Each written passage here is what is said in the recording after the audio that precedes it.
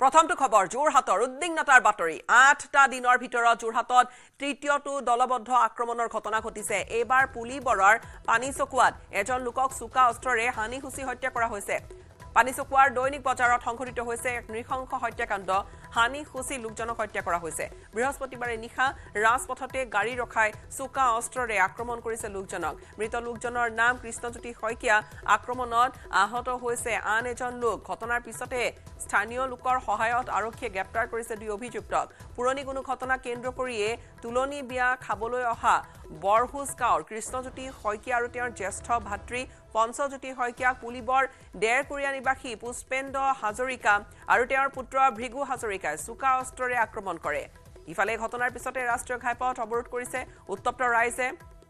পৰৱৰ্তী সময়ত ঘটনাস্থলীত আৰক্ষী অধীক্ষক উপস্থিত হৈ পৰিস্থিতি নিয়ন্ত্ৰণ কৰে এটাৰ পিছত আনটোকৈ দলবদ্ধ আক্ৰমণৰ ঘটনাক লৈ চৰম নিৰাপত্তাহীনতাত ভুগিছে যোৰহাটবাসী এতিয়া যোৱা 16 এপ্ৰিলৰ যিটো ঘটনা সৰুহুজ গাঁৱত বিহু সন্মিলনৰ সমীপত উদণ্ড যুৱকৰ চোকা অস্ত্ৰৰ আক্ৰমণত গুৰুতৰভাৱে আহত হৈছিল সঞ্জয় দাস নামৰ এজন যুৱক 20 এপ্ৰিলত অনুৰূপ ধৰণে নগৰৰ চন্দন নগৰত নিচাসক্ত উদণ্ড যুৱকৰ আক্ৰমণত প্ৰাণ হেৰুৱাইছিল বেদাংগ ভূষণ বৰুৱা নামৰ স্থানীয় যুৱকজনে আৰু তাৰ পিছত এইটো ঘটনা এই ক্ষেত্ৰত আৰক্ষীক অতি কঠোৰ ব্যৱস্থা হাতত ল'বলৈ অনুৰোধ জনাইছে জনসাধাৰণে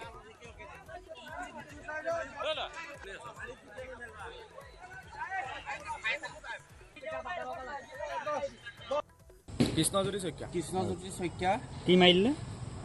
বচা মাৰি দিলে বুলি মই জনামতে মই দেখা নাই কাজিয়াত কিন্তু মোক মানে দাদা এজনে ফোন কৰিলে মই ওচৰতে আছিলো তাৰপিছত মই বাইক লৈ গুচি আহিছো তাৰপিছত এনে শুনামতে বচা মাৰি দিলে আৰু এনেকুৱা হাতত মানে দাহৰ ঘাপ পৰি আছে ডিঙিটো পৰি আছে দাহৰ ঘাপ পৰি আছে এতিয়া ল'ৰাজনৰ কি কণ্ডিশ্যনত আছে কণ্ডিশ্যন ঢুকালে বুলিয়ে খবৰটো পাইছে মানে ডক্টৰে দিলে দিয়া নাই কিন্তু মানে দাদাহঁতে কোৱা মতে ঢুকালে বুলিয়ে কৈছে কাজিয়া হৈছিলে নেকি কাজিয়া নহয় সি মানে গাড়ীখন লৈ সি ওলাই গৈছিলে ওলাই গৈ মানে 10 মিনিটমান হৈছে কি নাই হোৱা তাৰপিছত ওচৰৰ দাদা এজনে ফোন কৰিছে বোলে কৃষ্ণক কাটিলে বোলে এতিয়া আমি গম পাইছো যে এটা আসল্ট কৰি যি ভিক্টিম আছিলে দুজন তাৰ মাজত এজনৰ হস্পিটেলত ব্ৰড ডেথ ডিক্লেয়াৰ কৰা হৈছে আমি ইমিডিয়েটলি এৰেষ্ট কৰি এতিয়া থানাত পঠাইছো আৰু আমাৰ ইনভেষ্টিগেশ্যন চলি আছে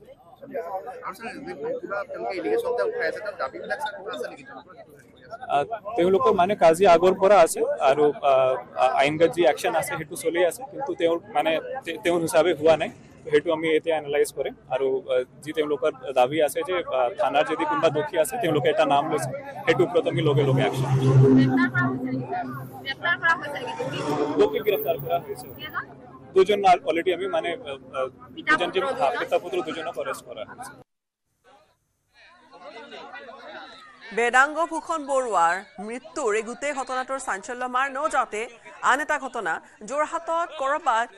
এইবোৰ ঘটনাই আচলতে সাধাৰণ জনতাক সচেতন মহলক কিন্তু বৰ চিন্তিত উদ্বিগ্ন কৰি তুলিছে এজন যুৱক কৃষ্ণজ্যোতি শইকীয়া হয়তো পুৰণি কিবা আখেজ আছিল পুৰণি হয়তো কিবা কাজিয়া আছিল যিয়ে নহওক কিন্তু তাৰ পিছত এই ধৰণেৰে দুজনে আহি বেয়াকৈ প্ৰহাৰ কৰি মৃত্যুমুখলৈ ঠেলি দিয়ে হত্যা কৰিছে কৃষ্ণজ্যোতি শইকীয়াক তেওঁৰ জ্যেষ্ঠ ভাতৃ পঞ্চজ্যোতি শইকীয়া গুৰুতৰভাৱে আঘাতপ্ৰাপ্ত হৈছে দুজনক গ্ৰেপ্তাৰ কৰিছে গ্ৰেপ্তাৰ কৰা দুজন এতিয়া বৰ্তমান আৰক্ষীৰ সোধাপোছাৰ সন্মুখীন হৈছে আৰু এই গোটেই ঘটনাটোৰ পিছতে কিন্তু স্থানীয় ৰাইজ ওলাই আহে আৰু তেওঁলোকে ৰাষ্ট্ৰীয় ঘাইপথ অৱৰোধ কৰে উত্তপ্ত পৰিস্থিতিৰ সৃষ্টি কৰে পৰৱৰ্তী সময়ত ঘটনাস্থলীত যেহেতু আৰক্ষী অধীক্ষক উপস্থিত হয় তাৰ পিছতহে পৰিস্থিতি নিয়ন্ত্ৰণত আহে কিন্তু এই পুষ্পনেন্দ্ৰ হাজৰিকা আৰু তেওঁৰ পুত্ৰ ভৃগু হাজৰিকা কিহৰ বাবে আক্ৰমণ কৰিছিলে মুহূৰ্তত আমি পোনপটীয়াকৈ আমাৰ জ্যেষ্ঠ সাংবাদিক গৌতম বৰাৰ সৈতে সংযুক্ত হৈছো গৌতম এই গোটেই ঘটনাটো কেনেকুৱা সংঘটিত হৈছিল আমি সেয়া জানিম কিন্তু তাৰ পূৰ্বে কি হৈছিলে নিশা সেই দৃশ্যটো দেখুৱাম এক বিশেষ প্ৰতিবেদন আমাৰ সাংবাদিক গৌতম বৰাৰ সকলোৰে মনত প্ৰশ্ন যে যোৰহাটত হৈছে কি 8 দিনত 3টা আক্ৰমণৰ ঘটনা আৰু 5 দিনৰ ভিতৰতে দুজন লোকৰ মৃত্যু হৈছে এনে ধৰণৰ লোমহৰ্ষক আক্ৰমণৰ ঘটনাত ইয়াৰে দুটা ঘটনা সংঘটিত হৈছে পুলিবৰত আৰু আনটো ঘটনা সংঘটিত হৈছে যোৰহাটৰ চন্দন নগৰত আৰু বৃহস্পতিবাৰে সন্ধিয়া যোৰহাটৰ পানীচকুৱাত যিটো ঘটনা সংঘটিত হ'ল সেই ঘটনাই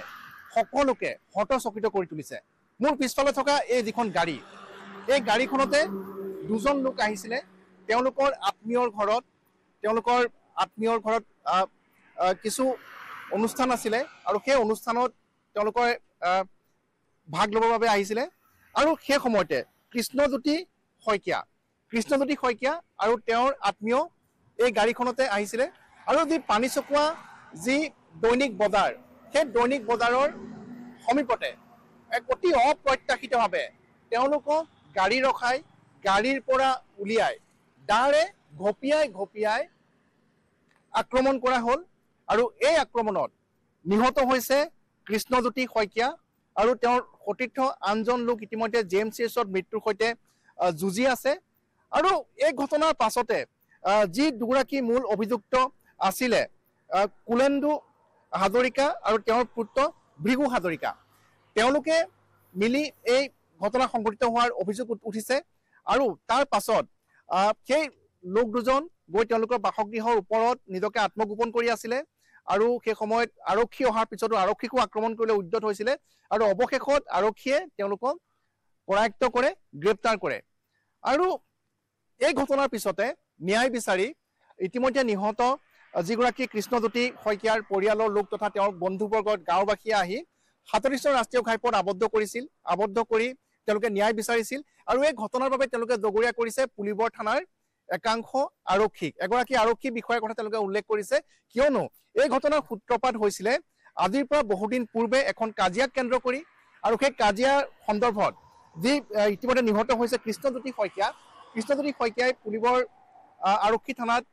এজাহাৰ দাখিল কৰিছিলে আৰু সেই এজাহাৰৰ ওপৰত গুৰুত্ব প্ৰদান নকৰাৰ অভিযোগ উত্থাপন হৈছে আৰু তাৰ পাছত দুটা পৰিয়ালৰ মাজত যেতিয়া কাজিয়া বাঢ়ি যোৱাৰ পাছত কৃষ্ণজ্যোতিৰ পৰিয়ালৰ লোকে আমাক জানিবলৈ দিয়া মতে তেওঁলোকৰ যি বন্ধু আছে জানিবলৈ দিয়া মতে পাছত আৰক্ষীয়ে কৃষ্ণজ্যোতিক